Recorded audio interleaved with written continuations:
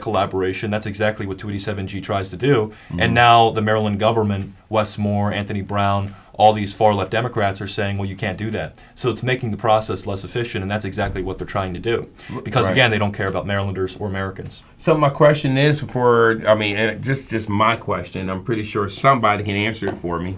So what did they say to Florida or Tennessee that has somebody here in Maryland that is wanted for murder, and they're in jail, and they contact that state and say, hey, we have somebody wanted for murder. They give them 5 days, right?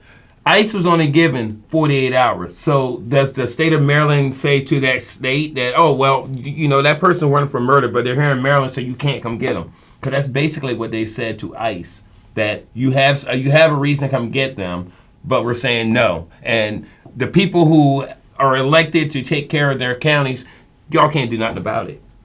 That's what I'm getting. Basically, I mean that's what it seems like to me, if I'm reading you right. And I think, yeah, again, it makes the process less efficient, and it really does a disservice to our county and to our community. Wow. So, it's terrible, but, I'm not necessarily surprised that they're trying to do this because, again, they're trying to get some political gains.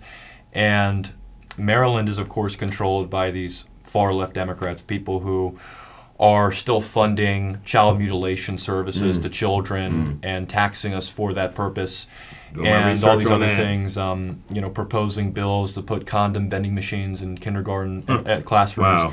I mean, I'm not necessarily surprised, but we need to make sure that people like Barry Beecham win these elections against people who are going to cave, because Josh Hastings is someone who, frankly, will go along with whatever the Democrats say, because, again, he's a Democrat, and he's going to be forced to step into line with them. If they vote on something like, whatever far-left radical agenda they want to promulgate, he'll go along with them because they're going to give him money in order to win the election. So we need to make sure we win the election for common-sense Republicans, people like Barry Beecham.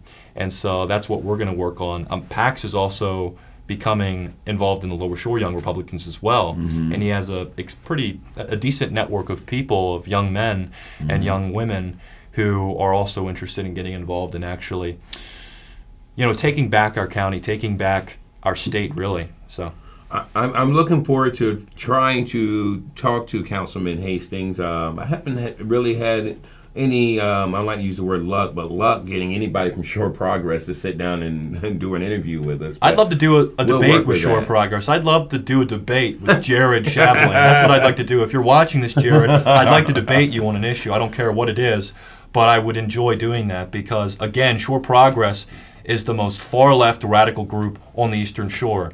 And, of course, they're also owned by the Maryland Democratic Party.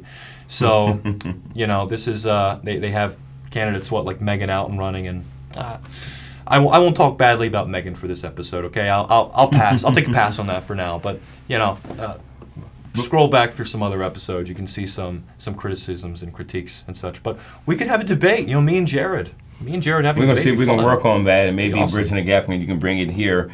I should have said this at the beginning, but before we close out, I want to say that Bridging the Gap is a local producer. We are not part of PAC 14. We appreciate PAC 14 allowing us to bring forth information, but the conversations and the thoughts that we say here while talking are our thoughts, our feelings, and not that of PAC 14.